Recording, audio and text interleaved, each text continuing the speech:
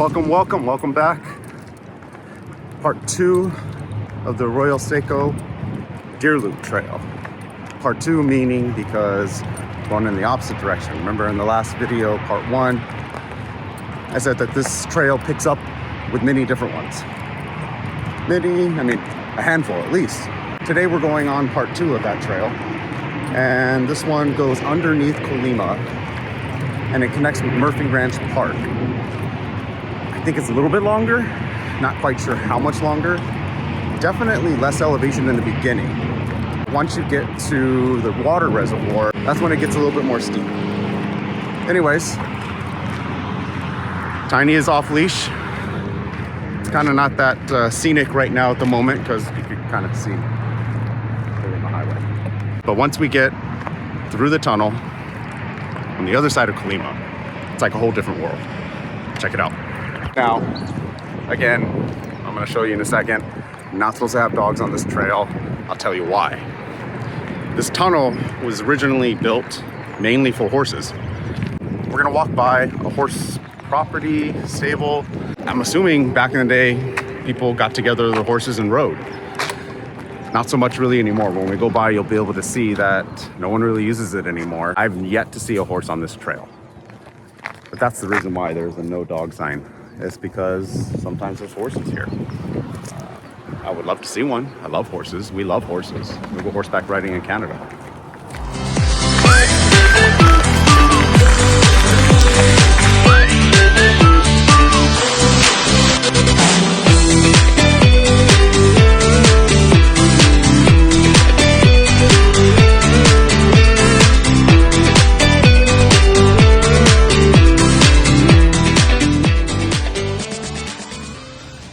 Just as I was mentioning earlier that don't see any horses,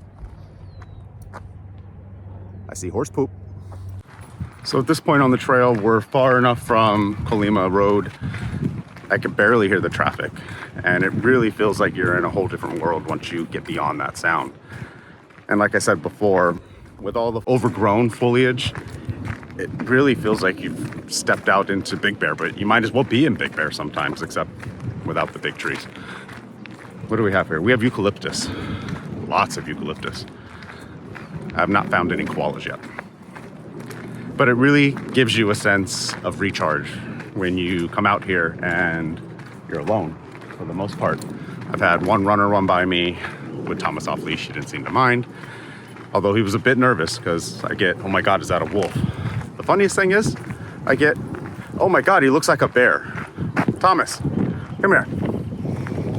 Does he look like a bear to you? Have you seen a bear? I get it if a child asks, oh my God, he looks like a bear. It's cute. But grown adults be like, oh my God, he looks like a bear. I'm like, not really. Wolf, I get wolf a lot. Then I kind of go into the whole spiel about how Shiloh Shepherds, where they come from. I kind of educate people because a lot of times people say like, oh my God, you have a beautiful German Shepherd. Sometimes I'm in the mood to explain it. Sometimes I'm not. Let's be real. Sometimes we're all just tired. I would say if someone seems really interested, I will explain to them the differences between a Shiloh Shepherd and a German Shepherd. Not many people have actually heard of a Shiloh Shepherd. They're more closely related to the Alsatians in Europe. They're a lot hairier. They're a lot bigger. Temperaments can be a little bit more mellow than a standard German Shepherd. Their hips tend to be a bit more straight than the American German Shepherd. Yeah, I think Tiny needs some water. I'm gonna give him a water break.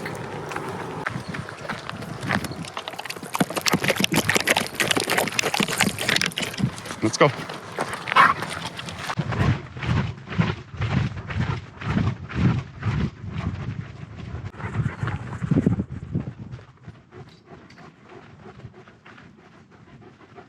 This on camera.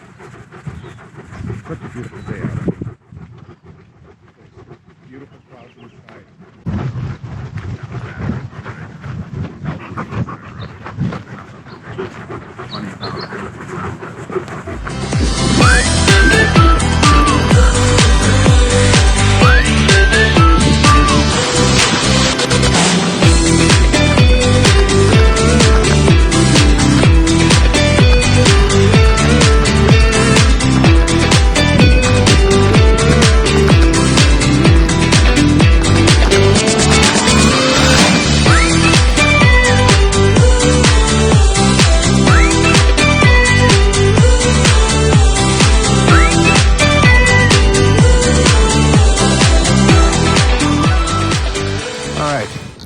try to capture this on with the camera. Such a beautiful day out. I mean, there's beautiful clouds in the sky. It's bright blue. It's warm. It's not too hot. Not sure if you guys can capture that. There it is. You can see the moon. Beautiful sunny California. This is what we get. Polar opposite of Vancouver, where you get 8 months of rain out of the year. Here we get almost 12 months of sun. It's kind of a bad thing too, right? I mean, California is in a drought. That's not something to be funny about or joking around with. I remember I used to go camping with my dad out at Lake Mead. We used to go jet skiing out there all the time. Yeah, there was this cove that we used to go to. Launch a jet ski as a young teenager, you know, hang out all night, campfire, hit the jet ski in the morning. Cove doesn't exist anymore. Lake Mead's water levels are down so low. It's scary. I mean, just the other day, they discovered a body in a barrel. That's what's happening. The water is so low that they're discovering things that people never meant to be discovered. They put them there for a reason, thinking, hey, it's a deep lake. No one will ever find anything. This drought is serious, guys. And California just put some new water restrictions in that hopefully will curb some of it. But I mean, they should have continued doing it 10 years ago. Might be a little bit of that too little too late. Not sure. Everyone tried to do their part though. It's a beautiful land. Like I said before, we got to take care of it.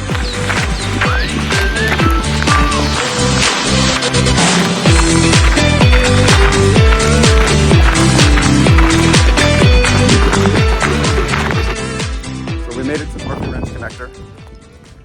Remember earlier on I told you that this whole area used to kind of be, I guess, horse land. I mean, most of it really is. Hacienda Heights, the Harbor Heights, huge horse properties here. But this area down where we're going, it's like a staging area where people used to gather and ride their horses on the weekends, or I'm not quite sure. I got to do a little bit of research. That's the plan. We'll do some research and figure out what this place was before, who rode here, and why they don't really ride here anymore.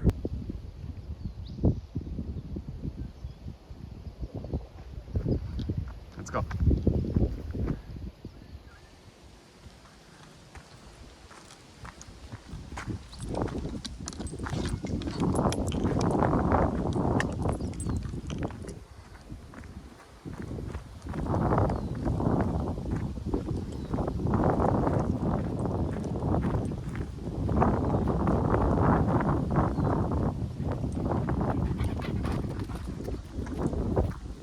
Have fun, buddy.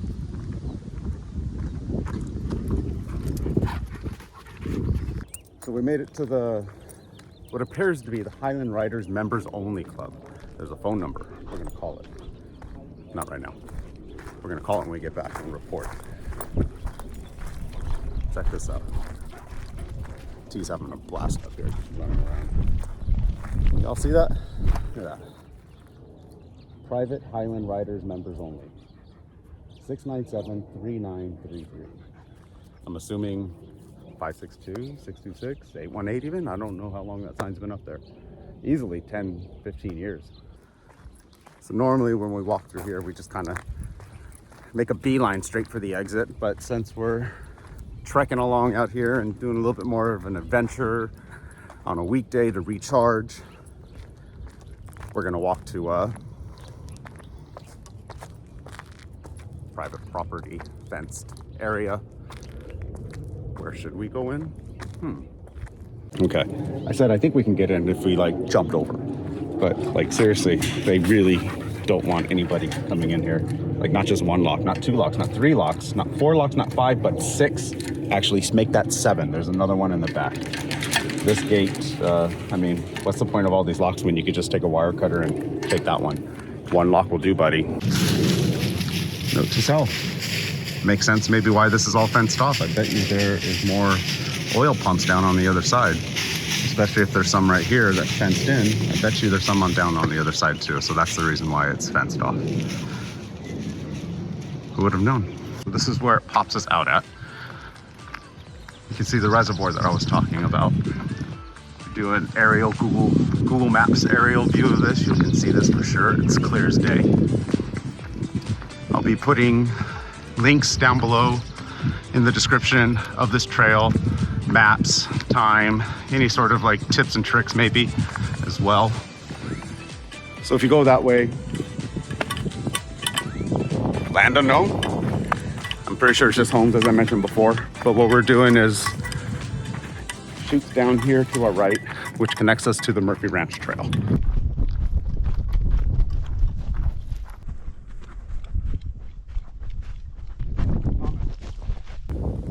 And welcome to the Murphy Ranch Trail. This one is a loop. We're starting off at the top. Beautiful views up here. And it's, again, one of these local gems right in our backyard. All these trails are interconnected. You could take a long one, you can take a short one. It's really up to you. How much time do you have, right? After work, you could do this one in 45 minutes, 30 minutes. It's really not that difficult if you live in the area. On the weekends, it tends to be crowded. I like to get here, as you all know, early in the morning, just to avoid lots of crowds, other people, dogs. So that way we can get out here, do our thing. Thomas can be off leash, have fun. Just really makes for a better experience for him and for me.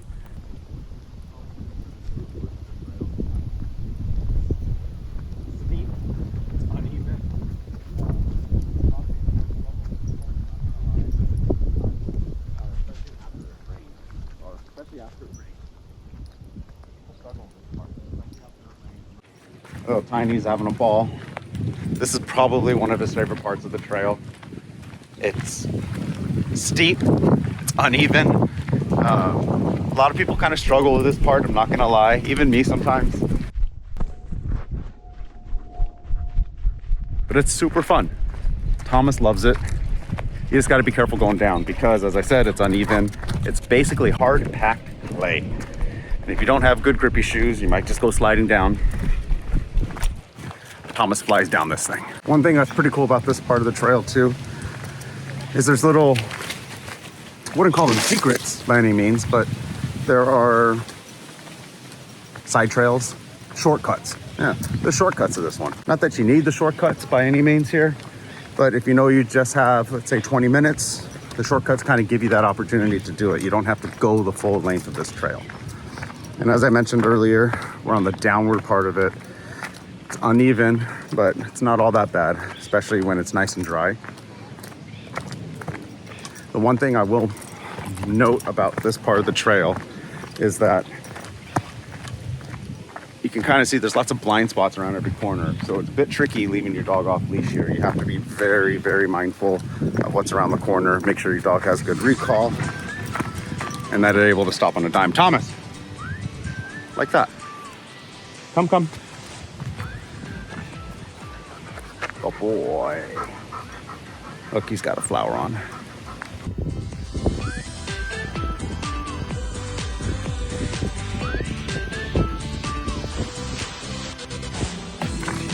So now that we made it to this part, this is probably one of the coolest parts about this trail and park, really, is that up here behind me, once a year, you'll see goats. That's right, I said goats.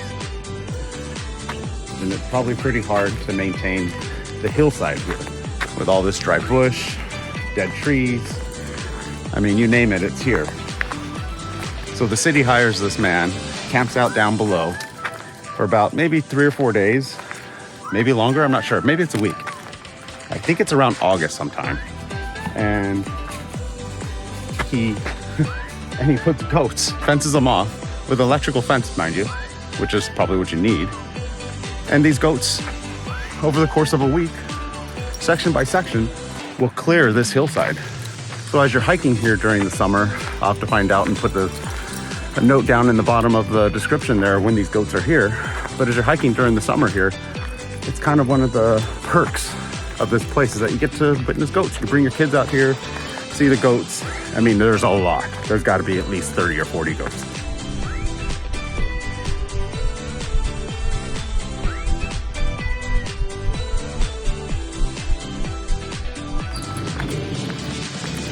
So we're approaching the tail end of this trail here, just kind of coming down into where you would normally start this trail if you were to park at Murphy Ranch and do this probably like 1.5 mile loop or so. I'm gonna go check out the map, take a photo for you guys later. Give me a second here, but make sure no one is down there. I think we're good. We're just gonna walk really slow. Thanks for hanging out with us. As always explore, always trek, always adventure. Bring your family along, bring your dog along. There's hidden gems out there everywhere. Our goal is to trek them all, discover new places, get lost. Until next time, it's Little Tiny and myself saying thanks for watching. Tune into the next video.